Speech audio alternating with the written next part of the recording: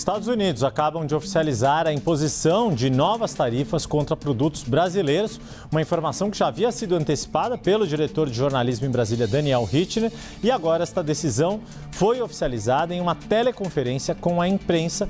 Relatos feitos à CNN destacam que o chefe do USTR, Jamieson Greer, disse que houve falta de empenho por parte do Brasil e ele disse que o presidente Donald Trump decidiu atender aí as recomendações do departamento que fez essa investigação comercial, apontando concorrência desleal da parte do Brasil em relação ao comércio com os Estados Unidos. Já ouvi aqui meus colegas, Lorival Santana se junta a nós, quero ouvi-lo primeiro. Lorival, sua primeira percepção, já se imaginava que isso viria, mas agora, de forma oficial, Jamieson Greer dizendo que Donald Trump vai sim seguir essas recomendações.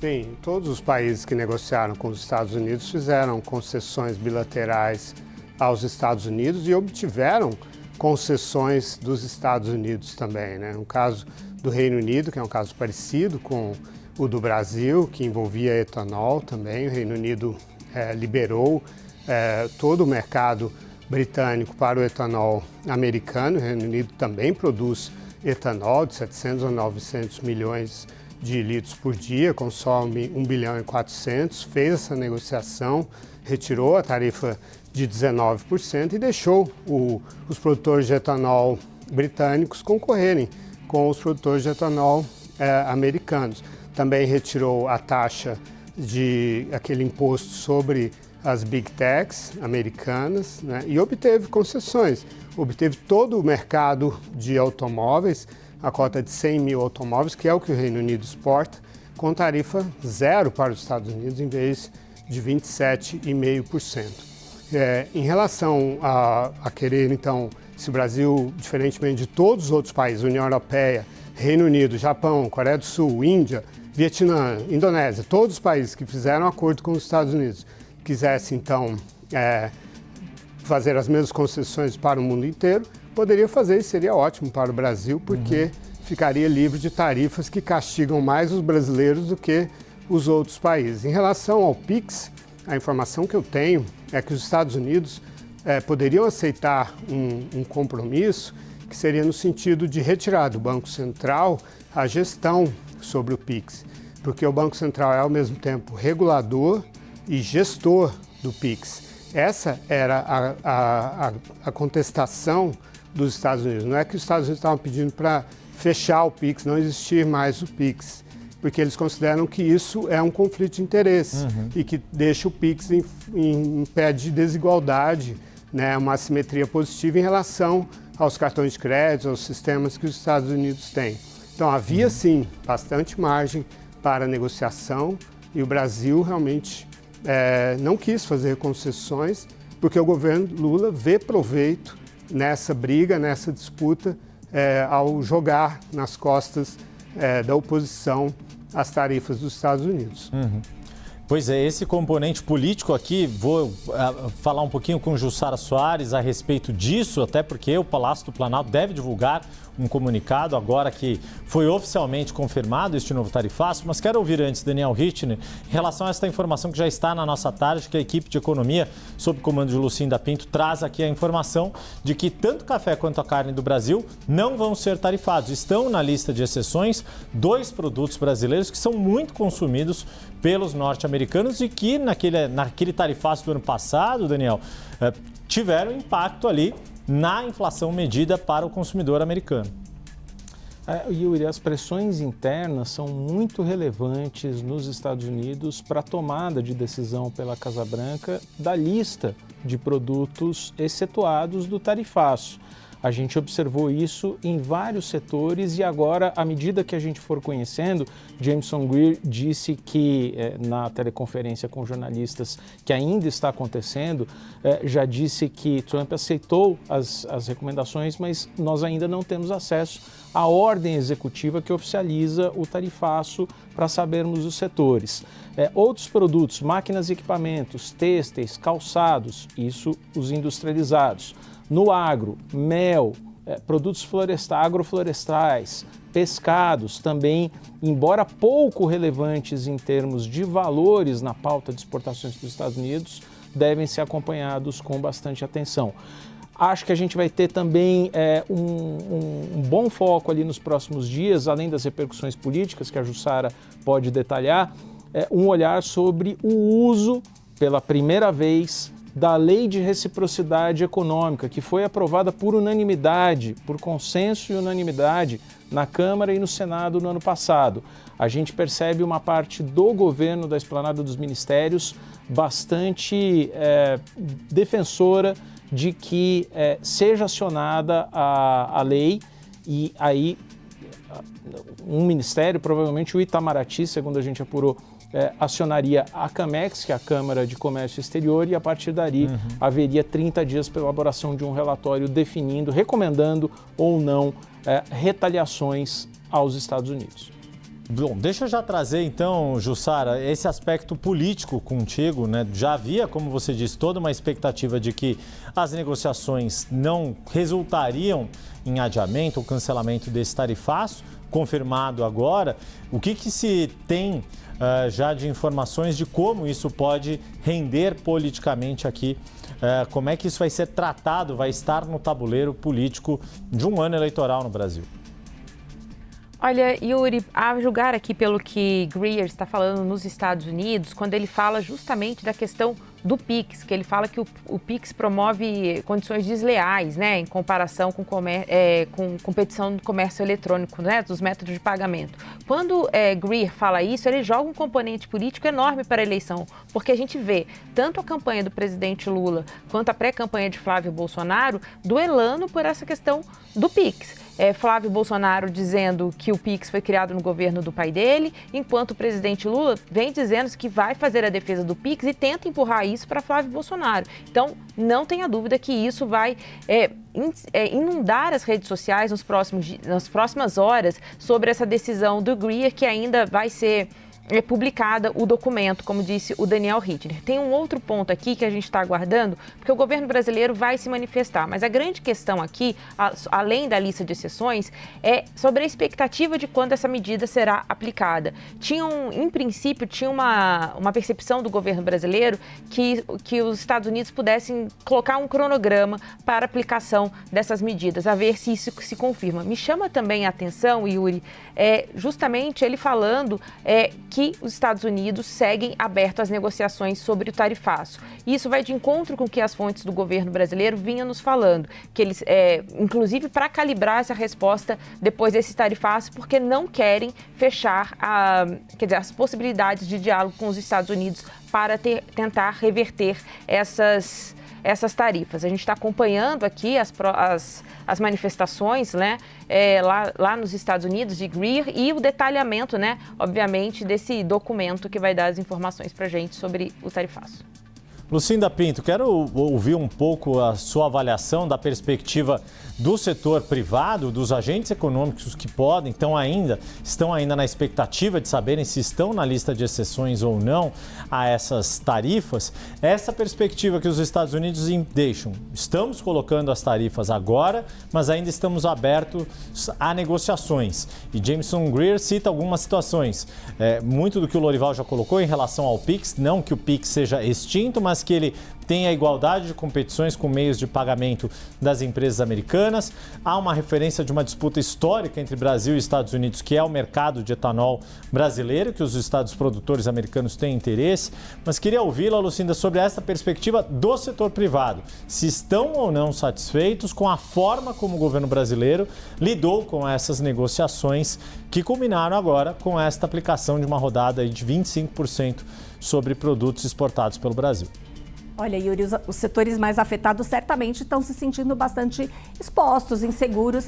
Então, tem realmente uma visão de que o governo brasileiro poderia ter sido ou deveria ser mais incisivo nessa negociação. Eu acho que em relação especificamente a essa questão do PIX, não vejo, embora seja claro que o governo americano esteja reivindicando, até no começo se falava no risco de algum tipo de intervenção sobre o PIX, realmente isso não está em questão, não é isso que ele está exigindo, mas não vejo e não temos essa informação por parte das autoridades que haja espaço para algum tipo de alteração neste momento. Isso está completamente fora da pauta, mas haveria outras coisas, por exemplo, a questão do etanol e outras tarifas equivalentes que poderiam ser adotadas ou tarifas preferenciais para os Estados Unidos. Então, existe sim uma visão por parte daqueles setores mais afetados nesse momento de que o governo brasileiro poderia entregar algo como traz o Lorival. Talvez não seja no PIX, mas talvez mesmo nas relações comerciais em relação a outros produtos sensíveis, por exemplo, o etanol. Roberto, queria muito te ouvir sobre isso, porque o governo brasileiro, quando nós conversamos com eles, com os representantes, dizem que a leitura do Brasil é de que faltou empenho para os Estados Unidos, a leitura dos Estados Unidos é que faltou empenho para o Brasil. A sua percepção, por que chegamos até aqui? Você avalia que o Brasil não enfrentou de fato como deveria ter enfrentado essa questão aí nos Estados Unidos, onde você está? Eu acho que a diferença de expectativas, né, pauta isso tudo. Os Estados Unidos esperavam que o Brasil, como o Lorival acabou de falar, se comportasse um pouco como os outros parceiros comerciais se comportaram, né? Dando valor ao mercado americano, entendendo que as relações com os Estados Unidos são relações que não se esgotam nos dólares e nos centavos. Ela tem um sentido estratégico de qualidade dos produtos que são exportados, do tipo de relacionamento comercial que existe entre esses países. E os Estados Unidos sempre acharam que o Brasil nunca se posicionou de uma maneira muito construtiva. Até porque eles esperavam muito uma negociação que é quase uma negociação unilateral, em que o outro lado, né, não os Estados Unidos, o parceiro americano, faria todas as concessões. Os Estados Unidos, na verdade, deixariam de fazer com que a situação piorasse muito, né? Porque ia piorar de toda forma, né? As tarifas iriam subir, mas não iriam subir tanto quanto poderiam subir. Então a expectativa americana era de que houvesse francamente, quase que uma capitulação do outro lado, né? Entendendo que era necessário preservar o acesso ao mercado americano. O governo brasileiro enxergava de outra forma, né? Enxergava no sentido de que a negociação exige uma troca. Eu te dou alguma coisa, eu abro meu mercado, eu faço concessões, você me dá outras coisas. Reduz as tarifas, o que quer que seja, um mecanismo mais tradicional de negociação. Não é o que os americanos esperavam em termos de comportamento do Brasil. Somando a tudo isso, ainda tem um elemento político, o elemento de que descobriu-se no Brasil em um determinado momento que brigar com os Estados Unidos, invocar o discurso da soberania, e agora estamos falando aí de reciprocidade, não sei o que, barará, isso rende pontos de opinião pública e no contexto eleitoral, né? E isso é muito preocupante, porque um pouco a situação é que abrir mão do mercado americano voluntariamente, no sentido de não fazer um esforço muito grande para poder tentar manter, é de uma miopia extraordinária. Para começar, ignora o micro. Não adianta você falar apenas nos números agregados. O país vai exportar, continua exportando muito, abriu outros mercados. Abrir mercado é uma obrigação do empresário e do governo brasileiro. A gente não tem que estar negociando acordos de livre comércio, seja com o Japão, com o Canadá, com Coreia, com quem quer que seja, porque o mercado americano se fechou. Nós tínhamos que estar negociando esses acordos de toda forma, o tempo inteiro. Não tinha que esperar uma catástrofe para poder fazer um movimento dessa natureza. Além disso, eu acho que é de miopia porque perde o sistema, o efeito sistêmico. É o país onde nós exportamos os produtos de maior valor agregado, onde a nossa indústria de maior sofisticação se coloca. Nós vamos abrir mão disso? Porque essas empresas correm o risco de fechar. Correm o risco de fechar linhas importantes de desenvolvimento econômico, tecnológico, científico. Então, eu acho que tem muita coisa envolvida aqui e eu temo, Caio, que a dimensão eleitoral ofusque todos os prejuízos que podem decorrer desse relacionamento. Roberto, você já negociou com o Trump, né? Enquanto diretor da OMC.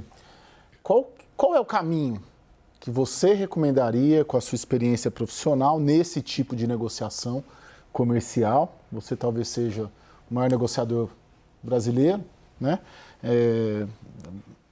Qual que é o caminho recomendável a ser seguido? O que você sugeriria?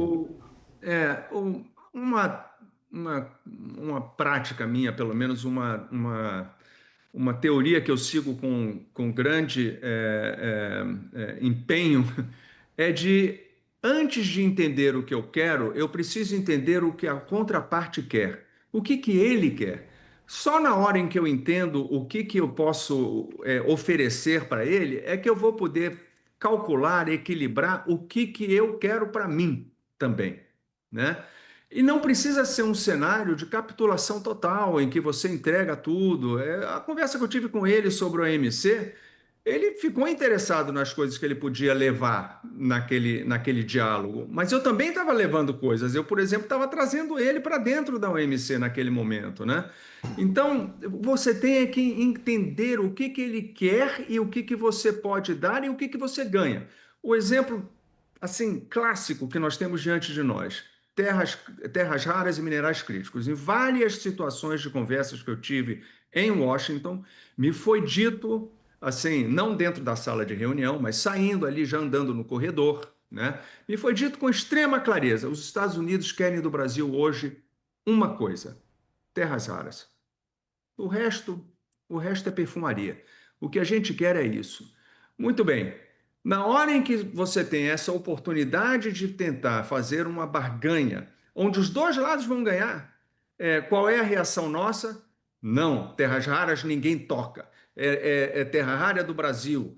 Vai ficar lá no subsolo, ninguém mexe. Nós só vamos exportar se tiver...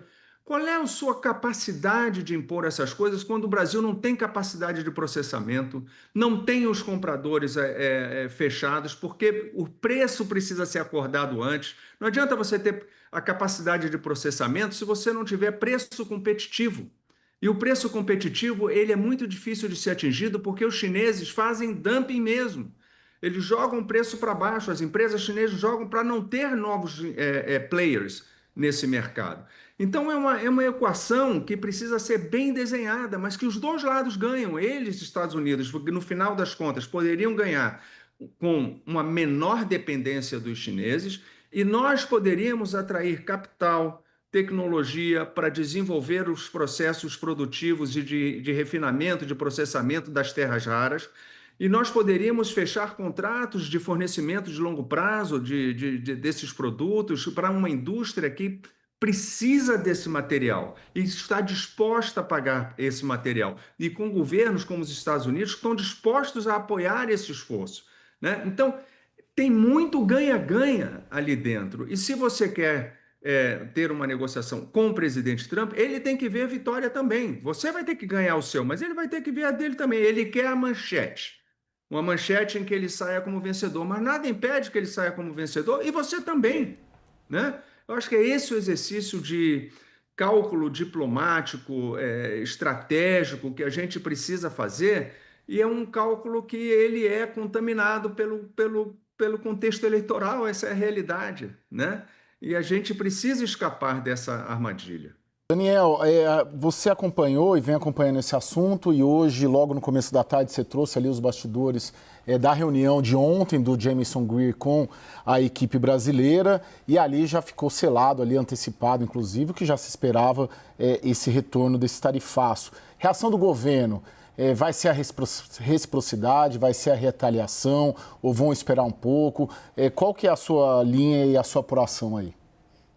Tem uma corrente no governo, Caio, e isso ainda depende de um aval do presidente da República, mas tem uma corrente no governo que defende, sim, o início do processo de retaliação pela Lei de Reciprocidade Econômica. Lei aprovada no ano passado, logo depois do primeiro tarifaço. Engraçada essa lei porque ela nasceu de barreiras protecionistas aplicadas pela União Europeia, veio o primeiro tarifaço de Donald Trump e os diversos partidos políticos, do PT ao PL, todo mundo resolveu apoiar esse projeto que foi relatado pela Tereza Cristina, ex-ministra da Agricultura de Bolsonaro, Arnaldo Jardim, um dos deputados mais qualificados da Câmara. A lei passou de forma absolutamente consensual.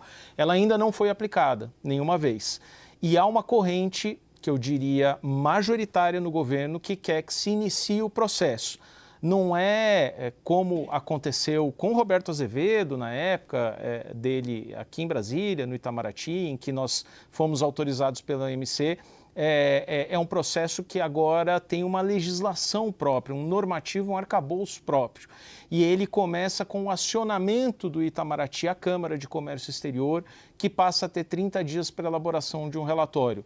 Não existe um mapa detalhado de onde retalhar. Por exemplo, suspender direitos de patentes de sementes americanas para o agro, sementes para soja, sementes para milho. Isso foi uma possibilidade lá atrás. Pensada aqui, suspensão de direitos de patentes para medicamentos, outra possibilidade. Não tem nada tão detalhado, mas tem também uma ala no governo, que eu diria que é minoritária, que diz alto lá, vamos com calma, porque esse caminho da retaliação é perigoso em se tratando de Donald Trump, de seu governo, que dobra a escala das medidas e das tarifas à medida que outros países reagem. Agora, Thaís, o Danilo citou, né, o boletim macrofiscal divulgado hoje pelo Ministério da Fazenda, relativiza muito, né, o governo, a equipe econômica relativiza, não vou dizer minimiza, mas fala ali, por exemplo, que houve uma resiliência das exportações brasileiras, que o mercado americano respondeu por 11% das exportações brasileiras,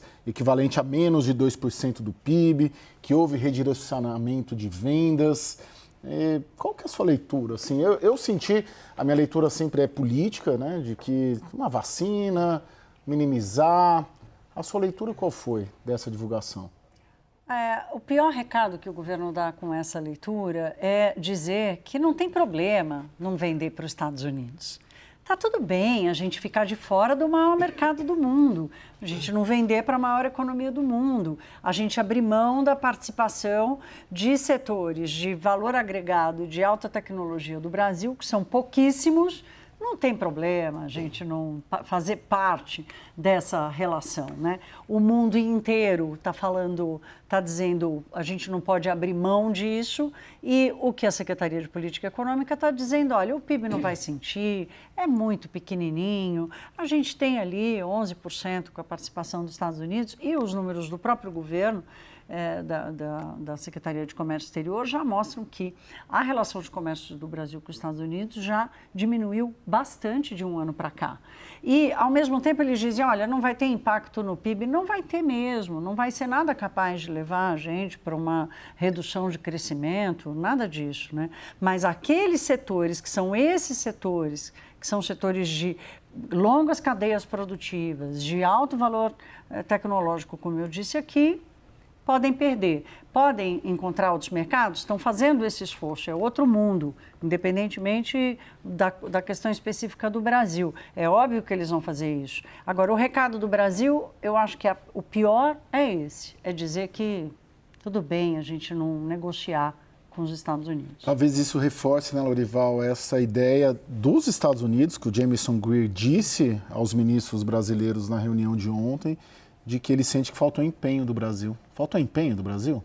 Acho que se você comparar com todos os outros parceiros comerciais, né, é evidente a diferença, né? Quer dizer, você tem o Reino Unido, a União Europeia, o Japão, a Coreia do Sul, a Índia, o Vietnã, a Indonésia, o México, o Canadá, todo mundo negociou com os Estados Unidos, né? Fez concessões seletivas para obter concessões seletivas.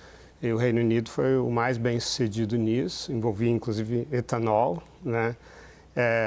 Sendo que o Reino Unido não tem uma vantagem que o Brasil tem, que é a complementaridade sazonal, quando tem safra de etanol aqui, não tem nos Estados Unidos e vice-versa. Então faz todo sentido facilitar esse comércio. Até 2020 era facilitado, expirou a cota e o Brasil não renovou. E a União Europeia, por exemplo, que tinha uma tarifa de 20%, os Estados Unidos caiu para 15%, tinha uma ameaça de ir para 30%, conseguiu 15%, o Japão era 24%, conseguiu 15%.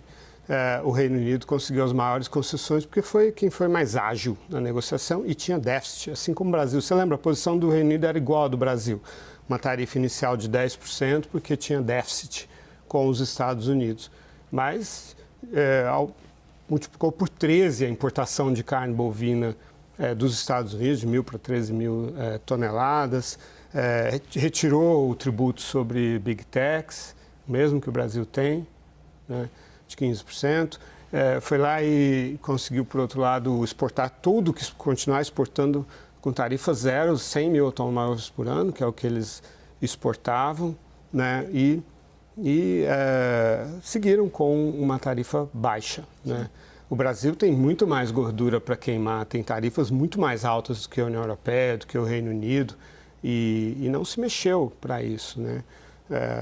Então, deixou que isso se arrastasse, que isso crescesse, que isso tomasse, num dado momento, uma conotação política. Do ponto de vista dos Estados Unidos, hoje isso não tem uma conotação política, é uma questão comercial, né, puramente. É o Brasil que está interessado em dar uma conotação, o Brasil que eu digo é o governo brasileiro, né, em dar uma conotação política. O Keir Starmer é do Partido Trabalhista, né, de esquerda, ele era muito mais criticado pelo presidente Trump, primeiro-ministro britânico, do que o presidente Lula.